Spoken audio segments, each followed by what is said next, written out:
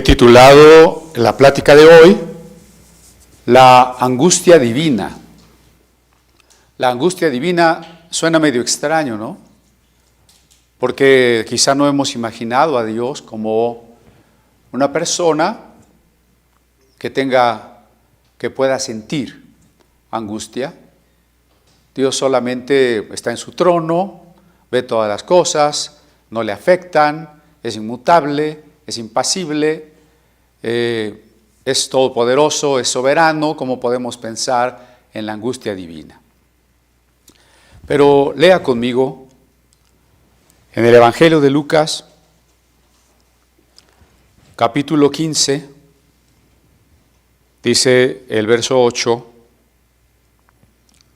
y hasta el 10. Lucas 15, del 8 al 10, ahí veremos ilustrada en la acción y en el sentimiento de Jesús la angustia divina.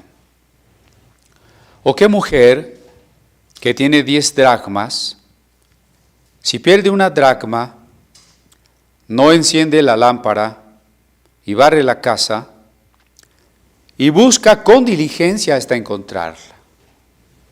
Enciende la lámpara, barre la casa y busca con diligencia hasta encontrarla. Y cuando la encuentra, reúne a sus amigas y vecinas diciendo: gozaos conmigo porque he encontrado la dracma que había perdido. Aquí tenemos detrás mío una mujer barriendo la casa con una lámpara buscando la monedita. Por ahí teníamos otra ilustración, pero no cupo bien, de la mujer alegre mostrándole a todos que ha encontrado su monedita. Al llegar a la casa reúne a sus amigos y vecinos, verso 6, diciéndoles: gozaos conmigo porque he encontrado, ese es el de la oveja, es lo mismo, pero el 9. Cuando la encuentra, reúne a sus amigas y vecinas diciendo: gozaos conmigo, porque he encontrado la dracma que había perdido. 10. Así os digo que hay gozo delante de los ángeles de Dios por un pecador que se arrepiente. Tenemos aquí un tocado, un adorno de la cabeza con moneditas al estilo oriental, para que usted vea cómo parecido pudo haber sido el adorno de esta mujer. Una diadema o collar, en este caso más probablemente para la cabeza, una diadema, en la que ella tenía 10 monedas. Esas monedas eran parte de la dote, que era un regalo que el novio podía hacer a la futura esposa, o que el padre también había heredado a su hija, la esposa, y que en caso de divorcio, dice la Mishnah, el marido que se divorcia puede llevarse todo lo que es suyo, menos lo que era de la dote de la mujer. Entonces, bueno, era parte importante de sus propiedades. Además, pues era un adorno en algunos ámbitos muy legalistas.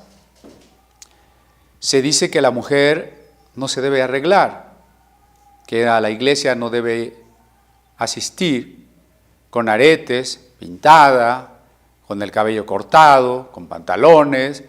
Y me ha tocado iglesias que se perciben como avivadas, pero que todo su fervor está centrado en este tipo de reglas. Y las predicaciones a veces completas se tratan de que la mujer no sea coqueta, que la mujer se arregle de manera, pues yo diría que más bien se desarregle, ¿no? Porque eso de no usar nada de adornos, de maquillajes.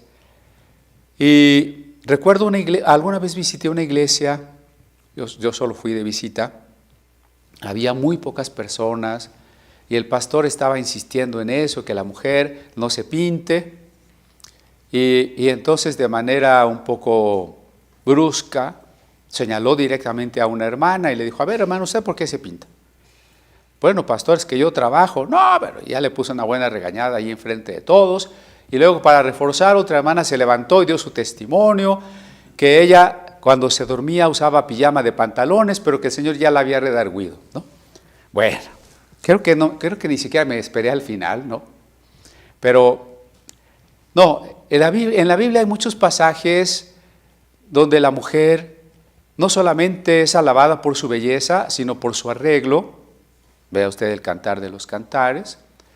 O viceversa, los profetas como Isaías, Jeremías, hablan de que cuando Dios castigue al pueblo de Israel por su idolatría, va a perder todo, va a perder la ciudad, va a perder su reino, y las mujeres van a perder la alegría de sus arreglos. Entonces, bueno, este adorno de la cabeza era también parte de la belleza de esta mujer. La dracma pues era una moneda griega, de hecho ese es un nombre griego. En tiempos de que Jesús está platicando, probablemente represente lo mismo que un denario, la moneda romana, que sería el salario de un día. Por un lado, la dracma tenía la figura de la diosa Atenea, y del otro lado el búho, el animal de la diosa Atenea, usado mucho como símbolo en la filosofía. Pero también el perder parte de esta dote, de esta diadema, que sería casi un equivalente de un anillo de compromiso. Imagínese la mujer recién casada, o aunque no lo esté recién, pero que pierda su anillo de compromiso. No solamente pues el valor afectivo, sino el parecer una mujer descuidada, o incluso ser calificada como una mujer infiel. Todo eso podría estar implicado en el señalamiento que los demás harían de ella, porque su adorno, porque su dote ya no estaba completa. Entonces yo quisiera que pensemos en ello, el problema que tiene esta mujer, ¿no? Aquí Jesús está usando números, como siempre en la Biblia, simbólicos. En la parábola anterior, un hombre tenía 100 ovejas, esta mujer tenía 10 monedas. El 10 es un número que representa una totalidad.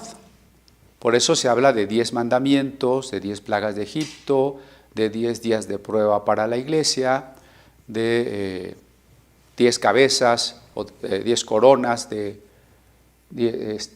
dragón, 10 dedos, etcétera, ¿no? O 10 cuernos en una de las bestias de Daniel. Entonces, el 10 representa totalidad. Cuando Jesús está contando la historia de la oveja perdida, dice un hombre tenía 100 ovejas, es un múltiplo de 10, o sea, representa a todas las ovejas de Dios el número 100. Estas 10 monedas representan a todas las personas que Dios ama. Eso es lo que representa el 10. Algunos han querido ver que si era una mujer pobre, tenía menos moneditas que este adorno, pero no es tanto eso, sino aquí el número 10 tiene que ver con su símbolo. Ahora bien, en nuestra imagen, bueno, esa casa está más o menos pavimentada, pero en realidad la mayoría de las casas de campesinos eran de piso de tierra, sin ventanas y pues oscuras. Así que imagínense que la monedita, si se cayó en la casa, porque es una probabilidad, tal vez se perdió fuera de la casa, pero si se cayó en la casa, pues está entre la tierra, y si tiene varias cosas allí, pues hay que moverlo todo, y si tiene niños, bueno, pues es un desorden, y además pues se entiende porque dice la mujer tuvo que encender una lámpara, y la mujer tuvo que barrer. Todo eso nos habla de la condición de una moneda perdida, una oveja perdida. ¿Cuál es la condición del hombre? ¿Cuál es la condición de nuestro mundo hoy? Miren, por ejemplo, quizás antes los niños, no todos por supuesto, pero muchos niños, crecían escuchando música para niños como obras de Prokofiev o de Camille Saint-Saëns o ya de perdiz, en el terreno más popular, de Cricri, de los hermanos Rincón. Pero los niños nacen oyendo y bailando reggaetón. Quiero que piense qué provoca, qué decadencia en todos los sentidos provoca que el niño desde recién nacido se enfrente a un cierto tipo de ambiente donde no tiene la menor idea de otras cosas, donde desde ese momento ya está sujeto a los estímulos irracionales, al bombardeo de la sensualidad. No solo pasa esto en la música, pasa en el cine, y no es que cualquier tiempo pasado fue mejor, no se trata aquí de un discurso de un viejito que no le gusta lo de los jóvenes, es de una manera muy objetiva. El cine de antaño tenía muchísimas películas que proponían valores o que recreaban obras clásicas de la literatura. El cine contemporáneo es superficial, es lleno de groserías, es lleno de una ausencia de reglas, aparte de su fin comercial, que en su mayor parte no está hecho más que para vender, y el supuesto cine de arte tiene todo menos arte. Y lo mismo pensamos en la literatura. La literatura no solo peleada, sino que los autores hoy desconocen la literatura clásica, la literatura antigua, y es como haber cortado la comunicación, la herencia, la riqueza de tantas generaciones que nos precedieron. Estuve con una academia de intelectuales el día de ayer para platicarles acerca de la Inquisición y me sorprende varias cosas, ¿no? No solo este desconocimiento de la literatura más seria, sino su dejarse arrastrar por toda moda, como por ejemplo el tema del Día de Muertos parece que era el tema de todos los escritores. Pero cuando yo expuse sobre la Inquisición, me sorprendió por un lado su falta de espíritu crítico, al grado que algunos se estaban preguntando si yo estaba en acuerdo o en desacuerdo con la Inquisición. Bueno, entonces no se entendió nada de lo que dijeron. Eso me preocupa también los domingos, ¿eh? Por otro lado, me preocupa el que la mayoría de las personas no tiene conceptos claros, no tiene conceptos precisos, queriendo decir que la culpa de todos los males del mundo es la religión y tonterías de esas, o sea, no tienen conceptos precisos. Pues eso pasa en todas las artes, eso pasa en la literatura, pero no solamente, también en la ciencia. La ciencia entró en una decadencia donde muchos filósofos proponen que es tan válido el pensamiento científico como la brujería, porque no es más que una forma subjetiva de interpretar el mundo. Y entonces, pues, si la ciencia no progresa, si no es ninguna verdad, si no es más que una interpretación que finalmente cada quien puede hacer como quiera, no hay ni siquiera una verdad que sea herramienta capaz de entender y de transformar la realidad. Esto pasa también en la educación. A partir de finales de la década de los 60, de una manera deliberada, organismos mundiales decidieron disminuir la calidad de la educación en todos los países. Usted no tiene más que comprobar los libros que llevó usted o sus padres y los que llevan los niños ahora para ver que la educación hoy parece para retrasados mentales, ¿no? Y bueno, la educación se ha reducido a estrategias didácticas, ya no tiene nada que ver con educación, con conducir hacia la plenitud. Se ha reducido a competencias, es decir, a habilidades para que una persona desarrolle cosas, pero eso también lo puedo hacer con mi perro. Entonces, la educación se ha ido a la basura. Y usted lo puede ver en los adolescentes y niños que no saben nada de historia, ni de matemáticas, ni de química, no saben nada de nada. ¿Qué digo adolescentes? Hay personas con su título de licenciatura que no saben nada de nada. Pues la educación ha hecho también que entonces la cultura se resquebraje. Aún dentro de las iglesias y seminarios teológicos y conceptos misionológicos, se habla de las culturas como si hubiera muchas y todas fueran igualmente válidas, al grados tan absurdos que se habla de la cultura de la muerte o de la cultura del narcotráfico o de la cultura de la corrupción. Y entonces, como digo, los conceptos no están claros.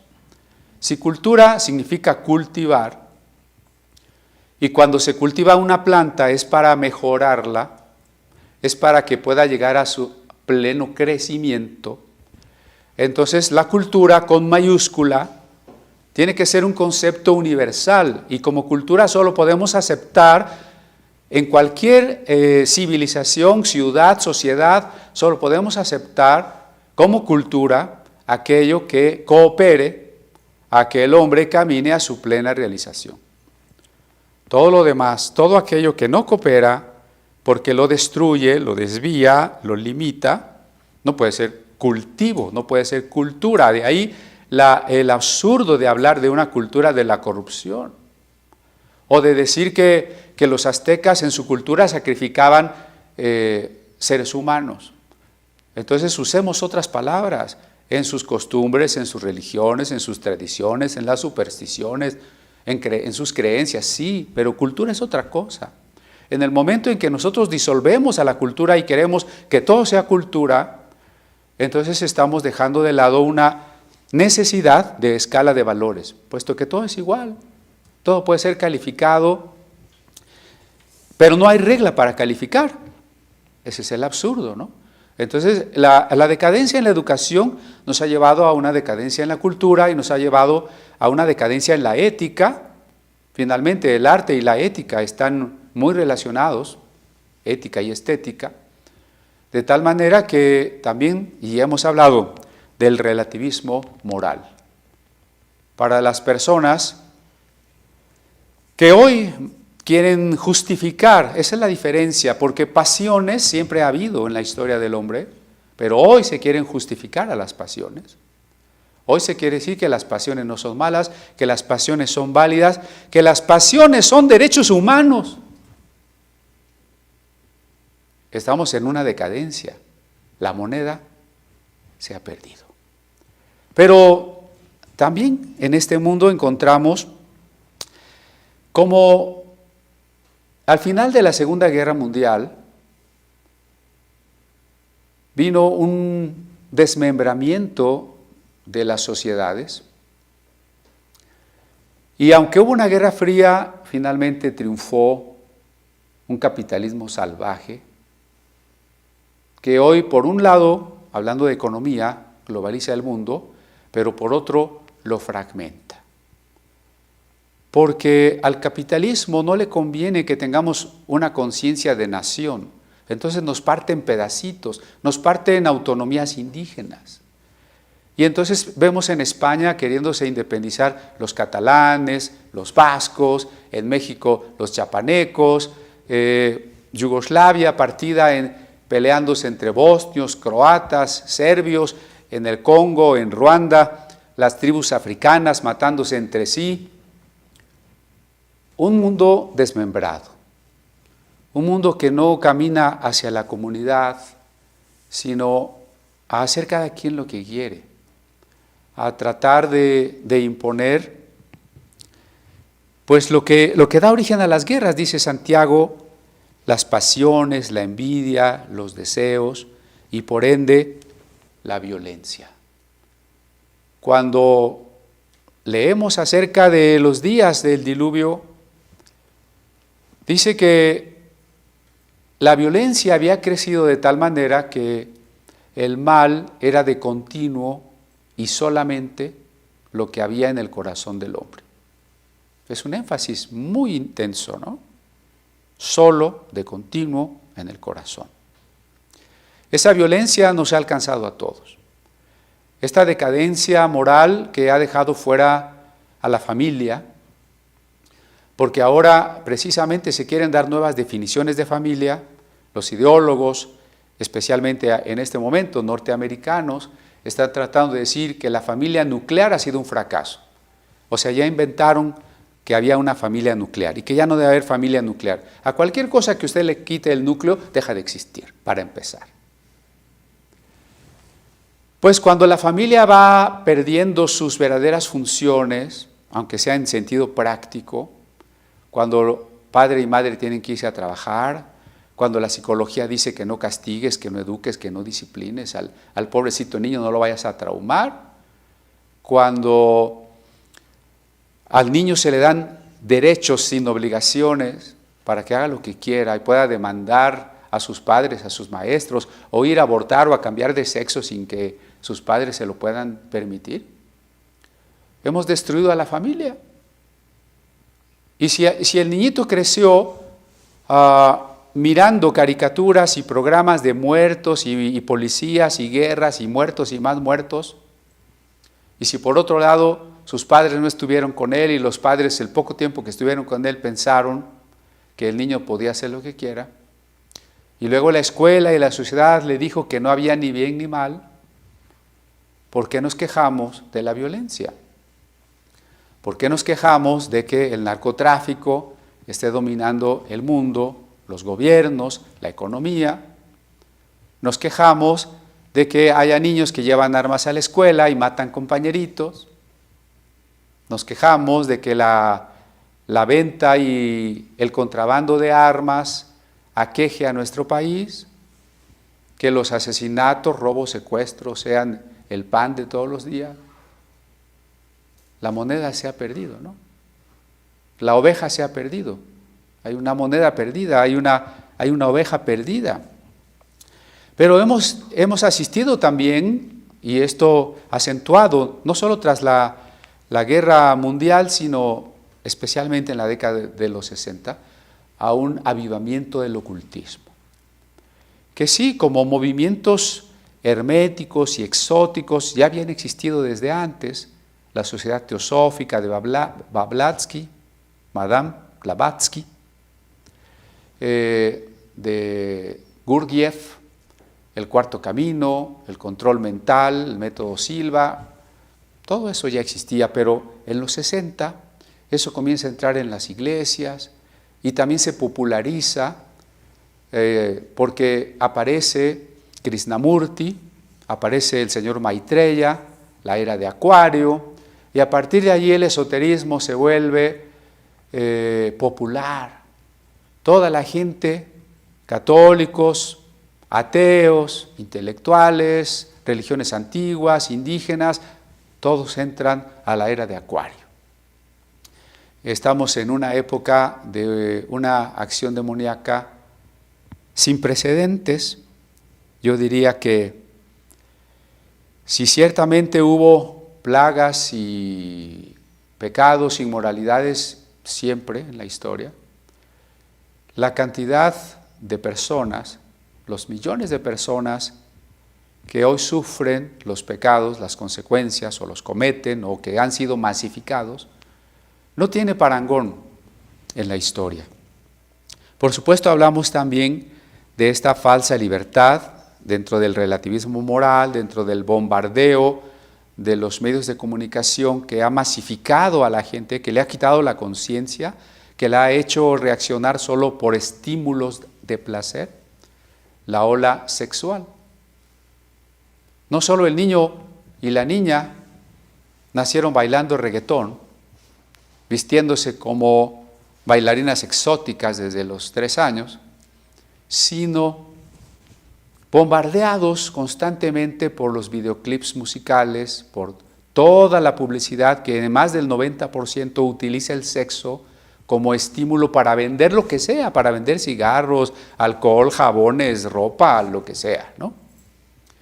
Entonces, claro, estamos en un mundo que quizá podríamos llamar, o tenemos la sensación de que así es, la última generación. Nos ha tocado vivir la última generación. La moneda está perdida, la oveja se ha perdido. ¿Cuál es el mensaje de Dios? No me puse de acuerdo para nada con el pastor Víctor en lo que compartió hoy, que parece que nos hubiéramos puesto de acuerdo, ¿no? ¿Cuál es la respuesta de Dios? La mujer barre con diligencia, busca con angustia. La mujer no dice, bueno, esa moneda ya se perdió, ni modo. La mujer no dice así por encimita, ya la busqué y no está. Como a algunos hijos cuando los mandan a buscar algo. No, la mujer, Jesús quiere dejarnos claro eso, ¿no?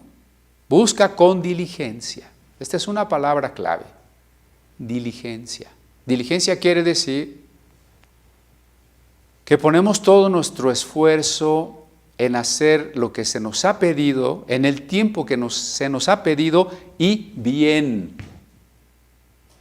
Lo explico porque en México ese concepto casi no se conoce, ¿no? La diligencia no es una cualidad de la mayoría de las personas, ¿no?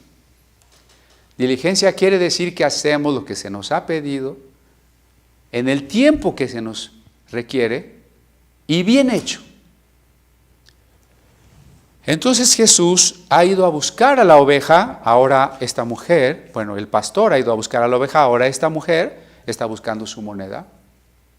Y en primer término nos enseña, porque Jesús se humana, cuál debe ser nuestra diligencia en nosotros para buscar el reino de Dios y para buscar al perdido. Y otra vez nos remite a la kenosis de Jesús.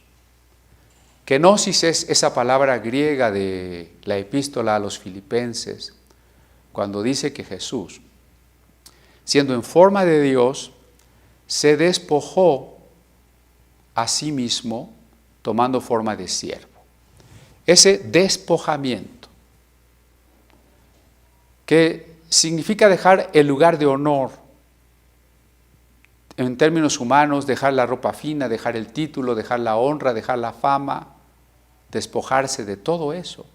Y aunque Él sigue siendo el mismo, no se puede despojar de sí mismo, sino a sí mismo, se despoja de la gloria y se hace humano y se hace siervo para venir a morir por nosotros. En otras palabras, he querido dejar claro que la oveja está perdida, que la moneda está perdida. ¿Qué hizo Dios para buscar a la oveja? ¿Qué hizo Dios para buscar la moneda? No lo hizo con poca diligencia, no lo hizo con negligencia, no lo hizo sin esfuerzo. A veces malentendemos la omnipotencia divina. Bueno, si Dios por todo lo puede, pues salvarnos no le costó nada. Dios quiso que le costara porque lo que Él quiso hacer es un acto de amor. Porque lo que espera en respuesta es una respuesta de amor. Dios no tomó a la ligera ni con falta de interés la búsqueda de la moneda. No dijo, bueno, de las 10 monedas esa no estaba predestinada para estar en la diadema, ya se perdió, para eso era esa, para que se perdiera. Vino a buscar a la oveja, vino a buscar a la moneda que se había perdido. Y entonces Cristo es nuestro modelo, ¿no? Porque Él vino a buscarnos, Él se identificó con el problema. Aquí Jesús se identifica con la mujer. En la parábola anterior, el pastor que busca la oveja, ¿a quién representa el pastor? A Jesús. ¿A quién representa una mujer buscando su monedita?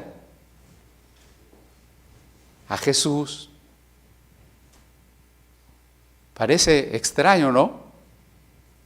Alguien dirá, no, ¿cómo vas a comparar a Jesús con una mujer? Y unos feministas dirán, me van a echar porras. No, no es ninguna de esas cosas. Para empezar, Dios trasciende el ámbito de lo sexual. porque fue Él el que creó la materia, el tiempo, el espacio y por supuesto al hombre y a la mujer y les determinó los dimorfismos o características sexuales. Es Dios el creador de eso.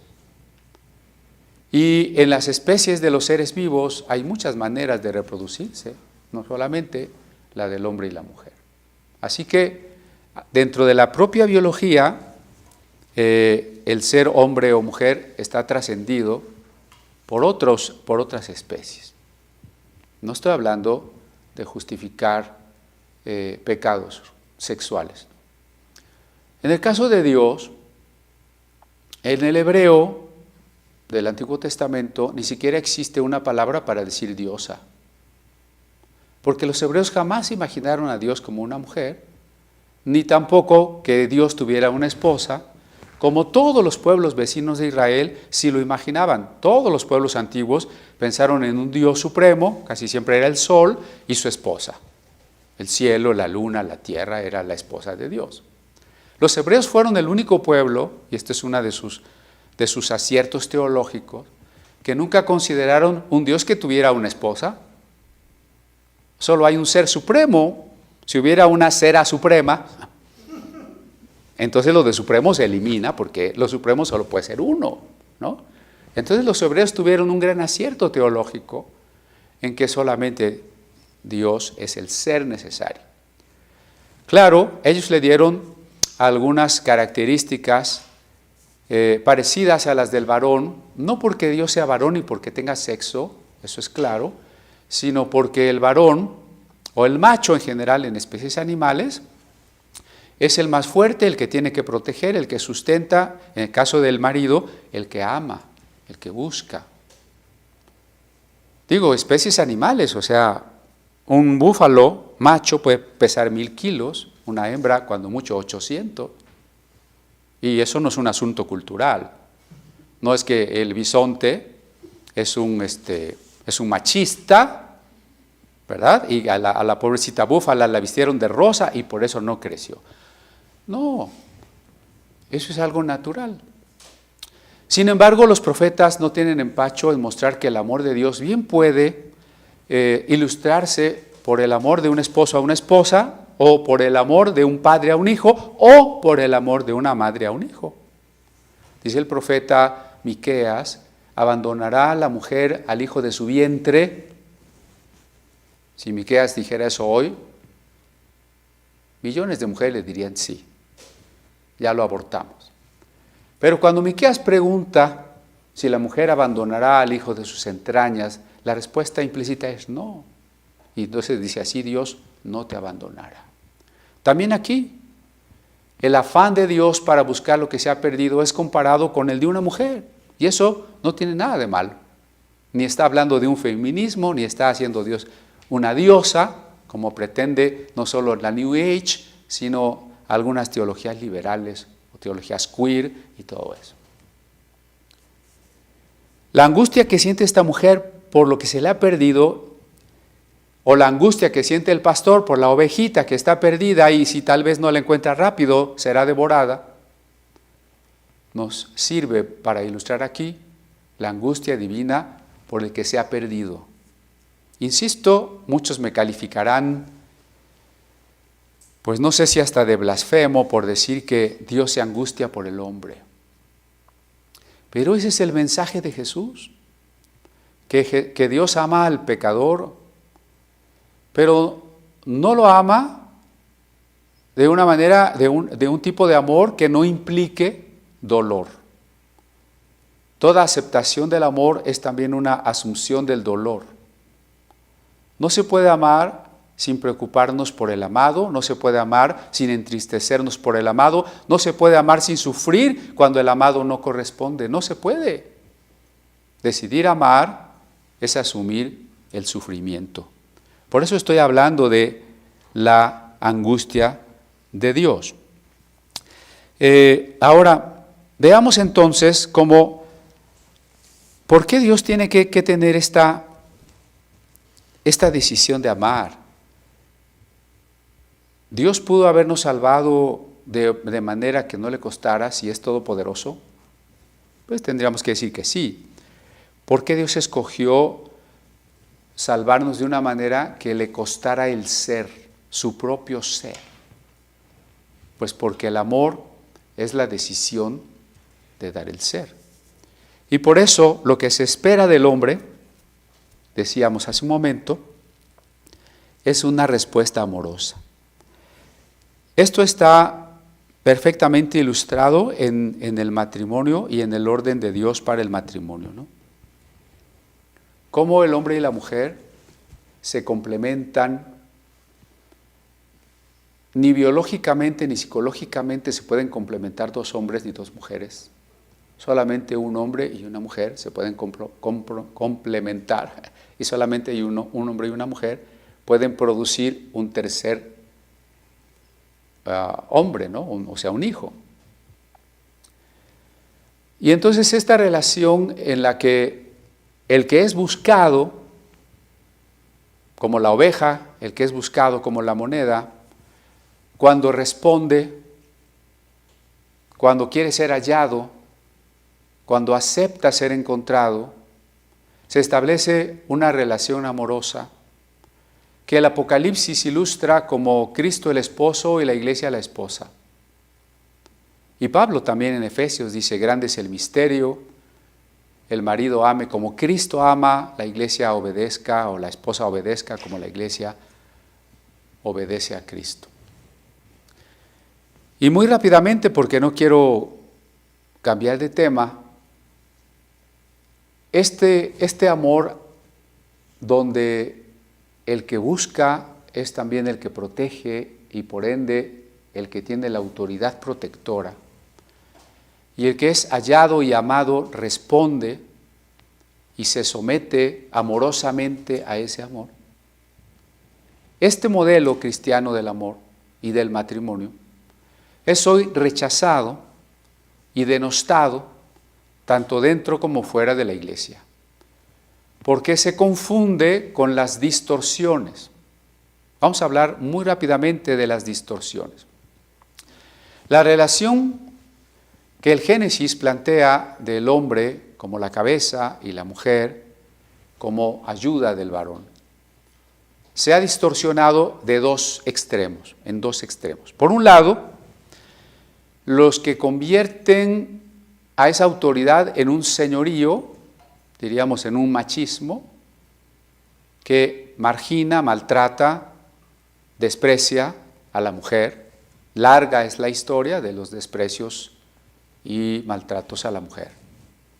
En todos los ámbitos, desde la filosofía, la política, la medicina y por supuesto la vida cotidiana. En esa distorsión se cumple la sentencia de Dios cuando la mujer ha pecado y dice, tu deseo será para tu marido y él se enseñoreará de ti. El hombre es el señor, el tirano, y la mujer está servilmente dependiente, imposible de valerse por sí misma, no quiere, no se atreve. Esa es una distorsión. Pero tenemos el otro extremo de la distorsión. A Adán se le dice, por cuanto obedeciste la voz de tu mujer. Adán tenía que haber ejercido su autoridad, pero obedeciste la voz de tu mujer, le dice Dios. Entonces, el otro extremo de la distorsión es la usurpación que la mujer hace de la autoridad y el abandono que el hombre hace de su responsabilidad y de su autoridad. Entonces, tenemos que volver a esto para comprender cómo Dios nos busca, cómo Cristo nos busca como el esposo. Aquí se habla de una esposa que ha perdido su dote.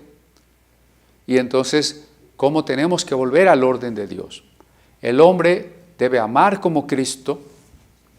El hombre tiene una autoridad que se define como amor protector. La mujer debe seguir una sujeción que se define como un respeto amoroso, un deseo de unirte a un proyecto de vida. El mundo sufre las distorsiones, pero también las defiende. Porque los que están en un extremo piensan que la solución es el otro extremo, pero nadie quiere volver al orden de Dios. Los que huyen del machismo se van a la usurpación, al feminismo. Y los que están en contra del feminismo quisieran volver a aplastar a las mujeres. No. Sigo adelante entonces. Ahora, nosotros entonces, insisto, ¿cómo hemos de buscar a lo que está perdido? Porque Jesús nos ha mandado a buscar lo que se ha perdido. Sí, no nos toca a nosotros proveer la salvación, eso ya lo proveyó Él. Pero tenemos el privilegio de trabajar con Él anunciando el Evangelio. Y si Él buscó con diligencia, con una diligencia tal que puso su vida, que sufrió, que fue escarnecido, que fue torturado, que se despojó de sí mismo, o a sí mismo, perdón, para buscarnos. Entonces, nosotros que somos invitados a ser sus discípulos, a ser imitadores de Él, a llevar el Evangelio a los demás, tenemos que hacerlo también con diligencia.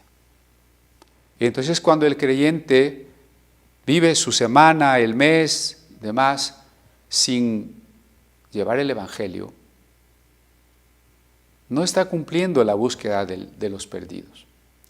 Si cuando finalmente a veces lo hace, medio deja un folleto por ahí a escondidas, que nadie vea quién dejó el folleto, o lo que más se atreve a decirle a una persona es, pues busca a Dios, o voy a orar por ti, o ya no fumes. Eso no es el Evangelio, ¿no? Tenemos que ser claros y tenemos que ser diligentes y tenemos que llevar un Evangelio que es palabra y un Evangelio que es amor, porque Jesús no vino a traer un Evangelio solo con su predicación. Jesús vino a dar su vida. Esta diligencia es muy importante porque, mire, ¿qué dice? Déjeme ver si estoy correcto en Jeremías. Hoy lo voy a llevar a varios textos. Espero que me acompañe. Hoy vamos a hacer una especie de sermón expositivo, o sea, Lucas 15, temático, porque lo voy a llevar a varios textos, sobre el hecho de cómo Dios nos ama y de cómo Dios sufre por nosotros. Por lo pronto, Jeremías 48, 10, dice, maldito el que hiciere indolentemente la obra de Jehová. Ups. Hablamos de la diligencia, ¿no? ¿De qué habla Jeremías 48? De la negligencia, de la indolencia. La negligencia es hacer mal las cosas que nos piden, es no hacerlas, es hacerlas a las 500 y hacerlas pero mal. Que la persona que encargó esa tarea, pues o la va a tener que volver a hacer o va a decir, mejor no te hubiera mandado. ¿Qué pasaje tan duro, eh? Maldito el que hiciere indolentemente la obra de Jehová. Quiero que quede muy, muy presente ese contraste. El pastor busca diligentemente a su oveja, la mujer busca diligentemente su monedita, Cristo nos busca diligentemente, nos invita a llevar el Evangelio y el amor de manera diligente. Y nosotros, acostumbrados a la negligencia, y muy especialmente dentro de la iglesia, porque ya llegaremos a aquella parábola donde Jesús enseña que son más astutos los hijos de las tinieblas que los hijos de la luz. Muchas veces no somos diligentes. Ya les he comentado que si los hombres de negocios llevaran sus empresas con la negligencia que los cristianos viven su fe, ya hubieran quebrado, andarían pidiendo limosna en las esquinas, ¿no? Tenemos que ser diligentes. Pero vamos ahora a hablar del gozo de Dios, ¿no? De esa dialéctica, le he llamado una dialéctica de la dignidad. Porque sí, no podemos negar ni dejar de anunciar que Dios es soberano, que Dios es inmutable, que Dios es todopoderoso, claro que sí. Pero al mismo tiempo estamos diciendo que Dios ha decidido, ha querido amarnos, ha querido darse por nosotros, ha querido sufrir por nosotros, con nosotros. Esa es una dialéctica, ¿no? Una dialéctica que también vamos a ver reflejada en el ser humano. Porque el ser humano es una moneda perdida, es una oveja perdida, es una bala perdida. Pero el hombre también es alguien muy valioso. Esta es la otra parte de la dialéctica, ¿no? Acuérdense que dialéctica es que dos cosas contrarias se están oponiendo, pero que no desaparece ninguna de las dos. En todo caso, van a dar resultado a una situación superior, a una síntesis. El hombre es las dos cosas. Hay teologías y filosofías que ven en el hombre un ser despreciable, un pesimismo, un hombre miserable, no puede tener nada de bueno, no sirve más que para el infierno. No digo nombres de esas teologías, no quiero pisar callos. Y tenemos las otras posturas también filosóficas y a veces religiosas. El hombre es bueno, el hombre es valiosísimo, el hombre es divino, el hombre es un ángel, solo tiene que evolucionar un poquito. Nada de eso. La Biblia es clara en los dos aspectos, ¿no? El hombre vale y vale mucho por dos razones. Primera, porque cada uno de nosotros, usted y yo, somos imagen de Dios. No hay un ser humano que no sea imagen de Dios. Por supuesto, hombres y mujeres, niños, delincuentes, criminales, drogadictos, homosexuales o idiotas, cualquiera que sea humano es imagen de Dios. La segunda cosa que nos otorga un gran valor es que cuando Jesús amó al mundo, el Padre amó también tanto al mundo que envió a su Hijo. En ese concepto estamos incluidos todos. Las 100 ovejas, las 10 monedas. ¿Por qué vale la oveja? Porque el pastor la ama. ¿Por qué vale la moneda? Porque la mujer ama su moneda. Entonces, ser a imagen de Dios, ser amados por Dios, ser buscados por Dios, que Cristo haya venido a morir por mí, que Cristo haya querido rescatarme a mí, me da un gran valor.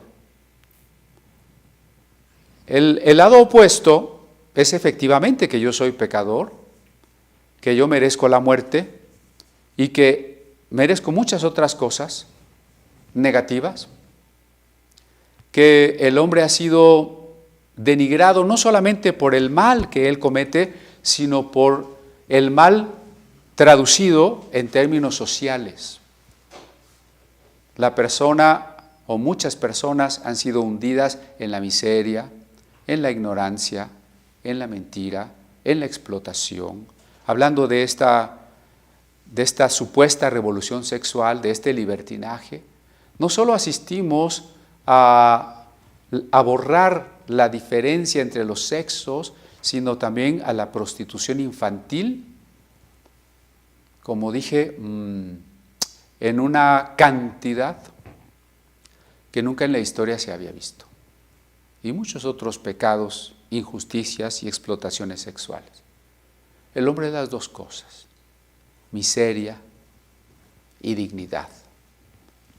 Hay que entender por qué el Señor busca a la oveja. La oveja es amada, pero la oveja está perdida. La moneda es valiosa, pero la moneda está perdida.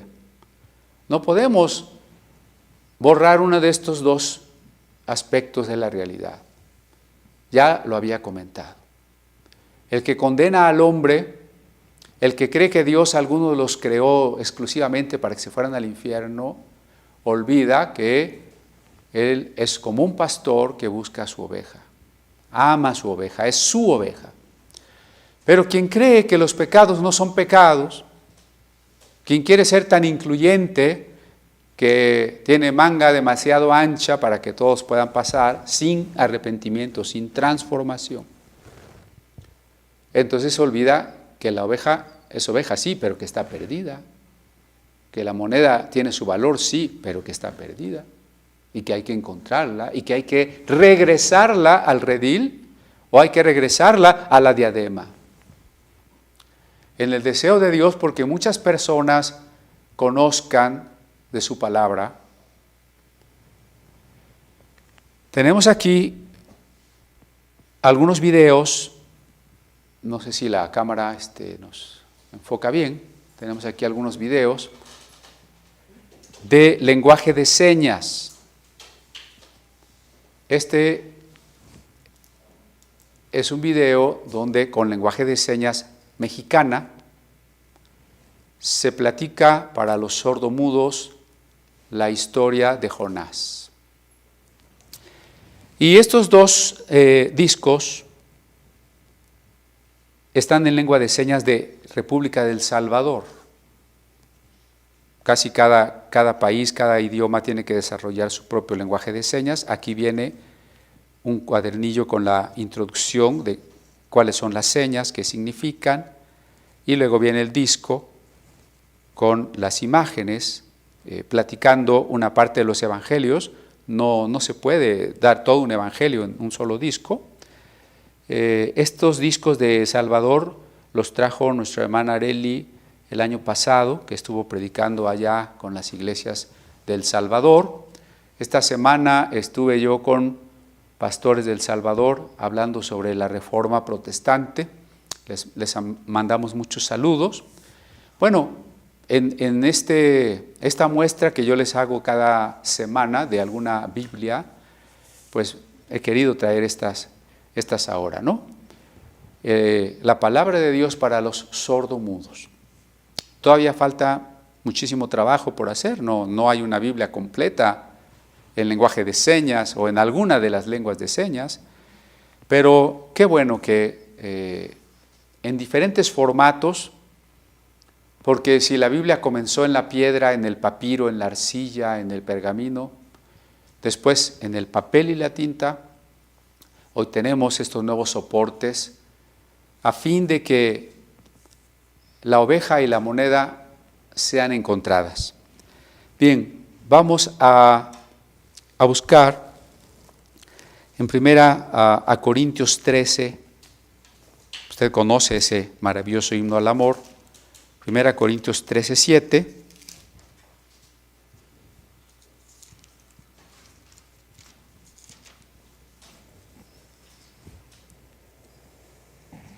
Dice,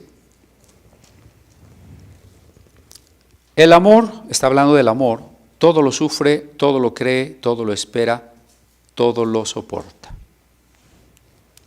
¿Dios es amor? La respuesta categórica es sí. Dios nos ama, tiene que ser también respuesta categórica, porque es de esas cosas que están claras en la Biblia, no es como de esas doctrinas que alguien inventa por revelaciones nuevas, Están claras en la Biblia. Dios es amor, sí, Dios nos ama, sí. ¿Y cómo es el amor? El amor es sufrido. El amor todo lo soporta. ¿Ve por qué digo que Dios sufre? Bueno, ahora acompáñeme a Joel, capítulo 2, en su verso 13.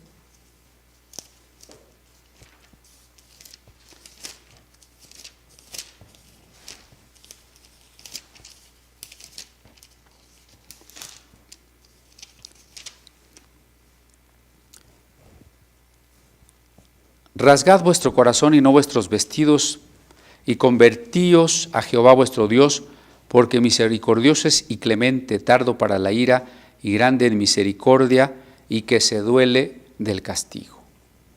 Dios se duele.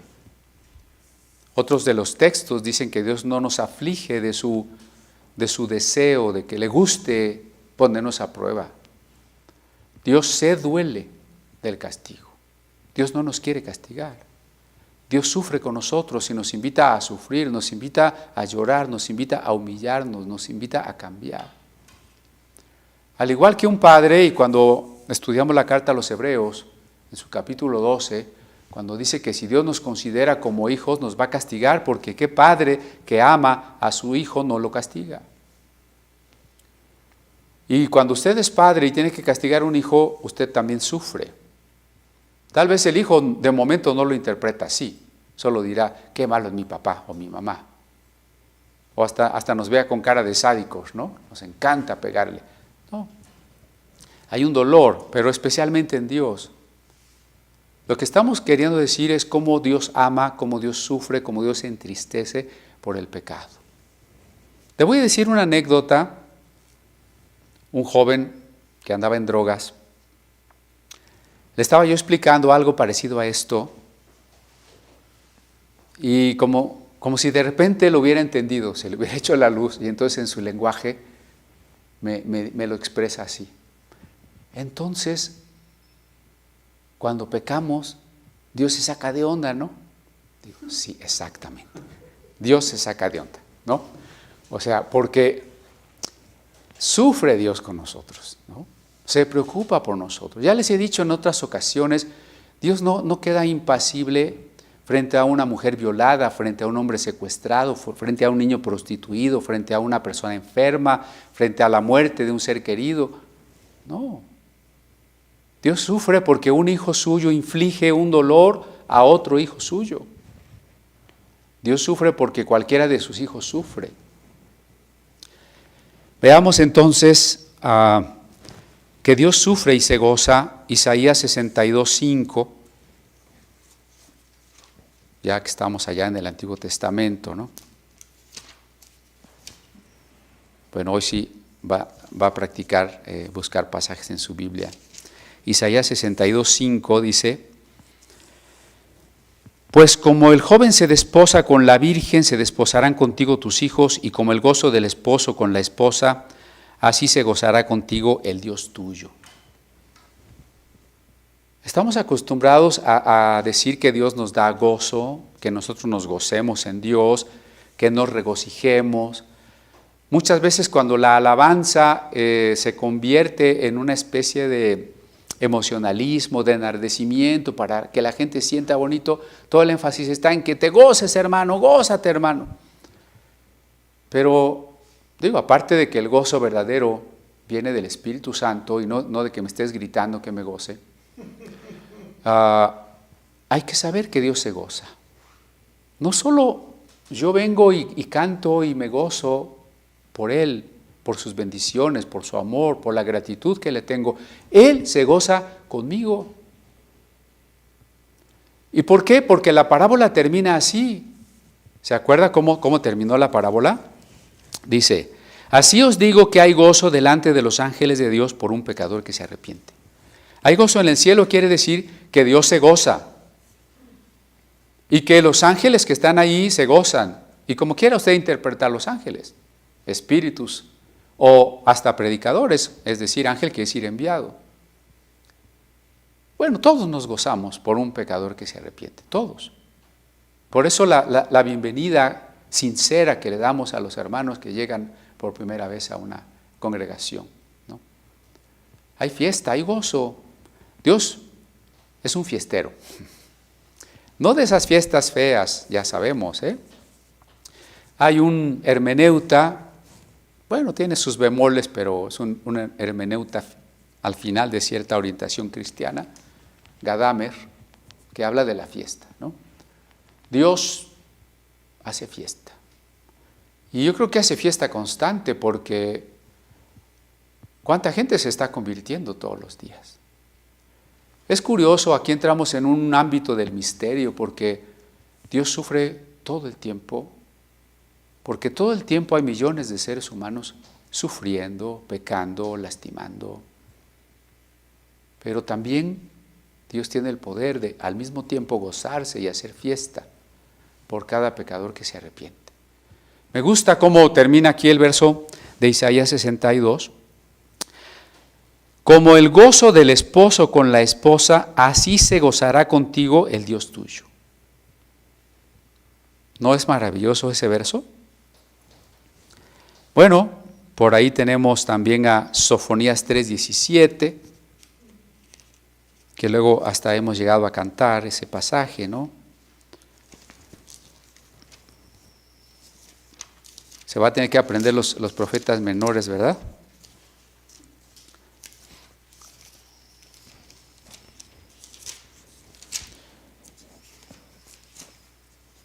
Sofonías 3:17 dice lo siguiente: Jehová está en medio de ti, poderoso. No se está negando, ¿no? La omnipotencia divina. Él está en medio de ti. Noten cuánto de estos versos tiene que tener una aplicación mesiánica. Si Dios se goza como un marido, y el siguiente verso de Isaías habla de la Jerusalén, pues es Jesús. Si Jehová está en medio de nosotros, la promesa de Jesús será estar en medio de nosotros. Él salvará, se gozará sobre ti con alegría. Aquí Sofonías es reiterativo, ¿no? Se gozará sobre ti con alegría. Y todavía algo más como que profundamente describe de manera poética, ¿no? Callará de amor. Quizá cuando usted estaba enamorado, antes de casarse, no es cierto, había tal amor entre la pareja que a veces ni siquiera se decían nada, no se podían decir nada, solo era deleite, ¿no? Callar de amor. Y luego dice, se regocijará sobre ti con cánticos. 3 maneras de expresar, de mostrar la intensidad gradual del amor divino sobre los seres humanos, ¿no? Primera, Dios se goza con alegría, calla de amor y se regocija con cantos. Claro, nosotros también, eso es entendido por todos, ¿no? En la alabanza nos gozamos, nos regocijamos, etc. Pero aquí está diciendo Dios es el que se goza, Dios es el que canta, Dios es el que ama. Y luego, si podemos ir otra vez a Isaías. A ver. Isaías 22:4. Por esto dije, dejadme, lloraré amargamente. No os afanéis por consolarme de la destrucción de la hija de mi pueblo. El pasaje no es claro si es Dios o el profeta que está hablando, y creo que no es claro a propósito porque el profeta refleja el sentimiento divino, el dolor de Dios por la destrucción de su pueblo. Sentimiento que Jeremías también expresa muchas veces, y especialmente el libro de las Lamentaciones. Muy cerca de Isaías está el libro de Cantar de los Cantares. Tiene muchísimas expresiones de amor de parte del esposo, en este caso, tanto para el judaísmo rabínico como para el cristianismo patrístico. El libro del Cantar de los Cantares es una alegoría del amor de Dios y la creación. Cantares 1:15 es el esposo el que habla, ¿no? He aquí tú eres hermosa, amiga mía, he aquí eres bella, tus ojos son como palomas. Ese es el esposo el que está hablando. Y el 2:4, me llevó a la casa del banquete y su bandera sobre mí fue amor. El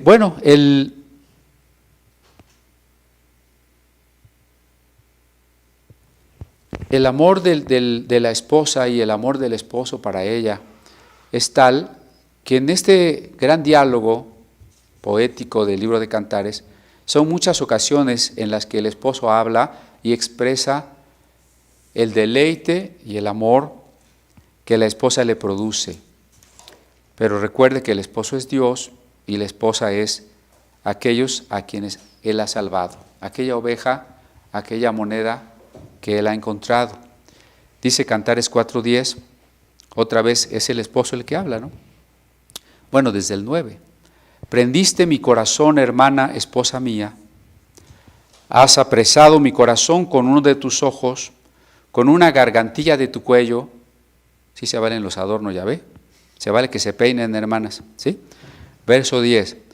Cuán hermosos son tus amores, hermana, esposa mía, cuán mejores que el vino tus amores y el olor de tus ungüentos que todas las especias aromáticas. Es el esposo, es Dios que está diciendo, el amor que te tengo, el deleite cuando tú respondes, el deleite, la fiesta cuando yo te encuentro, es más deleitosa que el vino, es más deleitosa que cualquier otra experiencia, tus perfumes, tu cercanía, tu identidad, es suprema. Ese es el amor de Dios. Jesús mismo lo encontraremos en el Evangelio llorando por Jerusalén, llorando por su pueblo. Entonces, Dios sufre, Dios ama. Cierro entonces. La parábola del pastor y la parábola de la mujer representan a Dios y representan la acción de Dios al enviar a su Hijo. Jesús ha venido a buscar al perdido, a todos los perdidos. Él no quiere que de las 100 ovejas se pierda ninguna, no quiere que de las 10 monedas se pierda ninguna. ¿Cómo ha hecho Jesús esa búsqueda? De manera diligente, tan diligente que le costó la vida, que puso todo su ser.